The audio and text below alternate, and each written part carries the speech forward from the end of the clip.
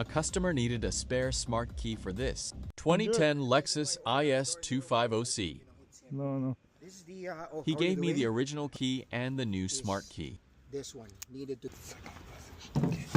First, I cut the high security blade using the Xhorse Dolphin.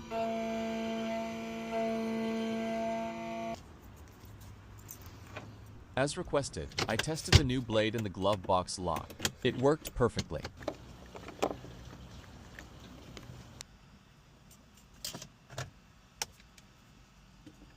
Then I programmed the new smart key and tested all buttons on both keys.